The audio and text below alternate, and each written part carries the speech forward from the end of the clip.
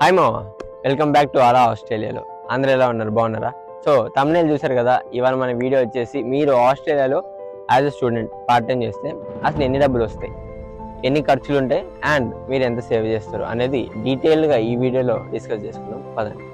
So వీడియోలోకి వెళ్ళే ముందు మీరు కనుక మాస్టర్స్ అనేది ఆస్ట్రేలియాలో చేద్దామనే ఆలోచన మీకు ఉంటే మన ఛానల్లో అయితే ఆల్రెడీ వీడియోస్ ఉన్నాయి, లైక్ మాస్టర్స్ ఇన్ ఆస్ట్రేలియా వర్తా కాదా అని, అండ్ ఏ యూనివర్సిటీస్ ఎలా ఉంటాయి, వాటి ఫీజు ఎంత ఉంటుంది, స్కాలర్షిప్స్ ఎలా ఉంటాయి, ఏ యూనివర్సిటీ మీరు చూస్ చేసుకోవాలి అనేది వీడియోస్ అనేది మనం ఇక్కడ పెట్టాం మన ఛానల్లో. సో ఒకసారి చూడండి. సో మీరు పార్ట్ టైం అనేది ఈదర్ టీఎఫ్ఎన్ ఆర్ ఏబిఎన్ పైన చేస్తారనమాట. సో టీఎఫ్ఎన్ అంటే ఏం లేదు, ట్యాక్స్ ఫైల్ నెంబర్, ఏబిఎన్ అంటే ఆస్ట్రేలియన్ బిజినెస్ నెంబర్. సో మీరు కనుక టీఎఫ్ఎన్కి ఇంకా అప్లై చేయకపోతే మన ఛానల్లో how to apply for TFN in 5 minutes అని ఒక వీడియో ఉంది. సో డిస్క్రిప్షన్లో లింక్ ఉంటుంది, చూడండి.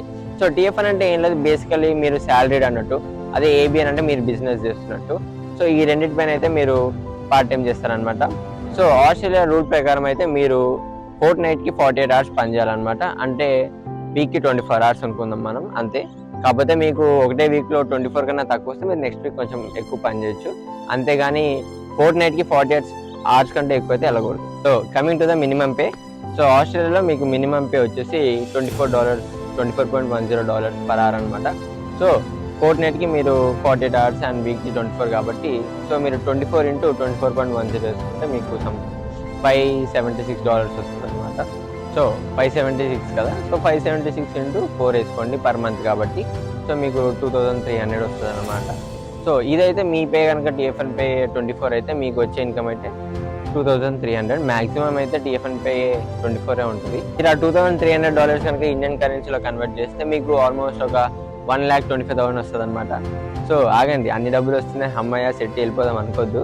ఇప్పుడు ఎక్స్పెన్సెస్ కూడా ఉంటాయి, దాని గురించి డిస్కస్ చేద్దాం. సో ఫస్ట్ ఎక్స్పెన్స్ వచ్చేసి మన రెంట్ అనమాట. సో రెంట్ అనేది డిపెండ్స్ అనమాట, మీరు సిటీలో ఉంటున్నారా, సబబ్లో ఉంటున్నారా, లేదా యూనివర్సిటీ అకామిడేషన్లో ఉంటున్నారా అని. సో యూనివర్సిటీ అకామిడేషన్లో ఉంటే ఆబ్వియస్లీ చాలా ఎక్స్పెన్సివ్ ఉంటుంది, మీరు పర్ వీక్ మినిమం 300 వేసుకోవచ్చు. అదే లేదు సబబ్స్లో ఉంటా అంటే మీకు నేను సబబ్స్లో ఇప్పుడు షేరింగ్ లా ఉంటాయి. సో మీకైతే సబబ్స్లో ఉంటే యావరేజ్గా రెంట్ $160 పర్ వీక్ ఉంటుంది అనమాట. సో 160 కాబట్టి 160 into 4 అంటే మంత్కి 4 weeks కాబట్టి ఇక్కడ 4 weeks లెక్కన ఉంటుంది. సో 4 weeksకి మీరు 600 చేంజ్ వస్తుంది అనమాట. సో సబబ్స్లో ఉంటే మీకు రెంట్ అయితే ఇది. అదే మీరు సిటీస్లో ఉండాలంటే మ్యాక్సిమం స్టార్టింగ్లో సిటీస్లో స్టూడెంట్స్కి ఇవ్వరు. సో సిటీస్లో ఉంటే మీరు పర్ వీక్ మళ్ళీ ఒక 270 అలా వేసుకోవచ్చు. సో అకామిడేషన్కి అయితే ఇది. సో నెక్స్ట్ ఎక్స్పెన్స్ వచ్చేసి మనకి బిల్స్ అంటే ఏం లేదు. So electricity, water, wifi and gas. So ఈ 4 అనమాట మీ bills అకామిడేషన్లో.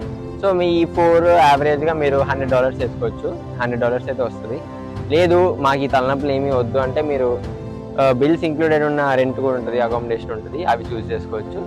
So coming to the groceries, మీకైతే గ్రాసరీస్కి పర్ మంత్ $200 అవుతుంది. గ్రాసరీస్ అనేది వేరీస్ అనమాట, మీరు సింగిల్గా ఉంటున్నారా గ్రూప్తో ఉంటున్నారా అని. సింగిల్గా ఉంటే అయితే వాసిపోతుంది ఏదైనా సరే. సింగిల్గా ఉంటే మీరు బిల్స్ అండ్ గ్రాసరీస్ అయితే మీకు ఎక్కువే వస్తుంది. అదే మీరు మీ ఫ్రెండ్స్తో ఉంటే కొంచెం ఈ రేంజ్లో వస్తుంది అనమాట. సో గ్రాసరీస్కి అయితే మీకు $200 అవుతుంది. అండ్ సిమ్ కార్డ్ కావాలి కాబట్టి మొబైల్ ప్లాన్స్ వచ్చేసి $30 నుంచి స్టార్ట్ అవుతుంది, 30 to 50. ఇంకా మీరు ఎక్స్ట్రా జీబీ మీ స్పీడ్ దీన్ని బట్టి డిపెండ్ అవుతుంది. సో మినిమం అయితే $30 to $50. So coming to the travel expenses అయితే మీకు ఆస్ట్రేలియాలో మీరు కనుక పబ్లిక్ ట్రాన్స్పోర్ట్లో ట్రావెల్ చేస్తే, సో ఇక్కడైతే పీటీవీ కార్డ్ అని ఉంటుంది, అది తీసుకోవాలి. మనం పబ్లిక్ ట్రాన్స్పోర్ట్ గురించి డీటెయిల్గా ఒక వీడియో చేసాం, ఆ వీడియో చూడండి. సో మీకైతే మ్యాక్సిమం పర్ డే వచ్చేసి $11 కట్ అవుతుంది. సో మీరు వీక్లీ 7 days కాబట్టి 7 into 11 వేసేసుకోండి, $77 అవుతుంది. ఎందుకంటే మీకు యూనివర్సిటీకి మీరు ఒక 3 days ట్రావెల్ చేసిన మిగతా డేస్ పబ్లిక్ ట్రాన్స్పోర్ట్ మీ పార్ట్ టైమ్స్కి ట్రావెల్ చేస్తారు కాబట్టి వీక్లీ 77 అయితే అవుతుంది.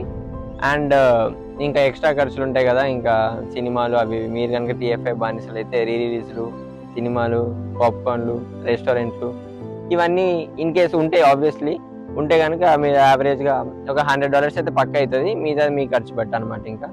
సో అది ఇప్పుడు మీ ఎక్స్పెన్సెస్, మీ రెంట్, మీ బిల్స్, ట్రాన్స్పోర్ట్, ఎంటర్టైన్మెంట్ ఇవన్నీ చూసుకుంటే మీకు ఆన్ అన్ యావరేజ్ $1,500 to $1,600 అయితే మీకు ఖర్చు ఉంటుంది అనమాట. సో మీకు ఒక సేవింగ్స్ అనేది ఒక $500 అవ్వచ్చు యావరేజ్గా.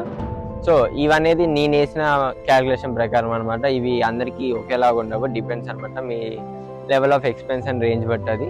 సో ఇదైతే మీ సేవింగ్. సో అది మా సంగతి. చూసారు కదా పార్ట్ టైం చేస్తే ఎన్ని డబ్బులు వస్తాయి, ఖర్చు ఎంత ఉంటుంది, సేవింగ్స్ ఎంత ఉంటుంది అనేది.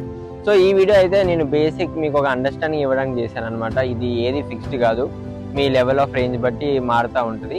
సో అది ఈ వీడియో కనుక మీకు హెల్ప్ఫుల్ అనిపిస్తే డెఫినెట్లీ ఒక సబ్స్క్రైబ్ చేసుకోండి, అది చాలా మోటివేటింగ్ ఉంటుంది.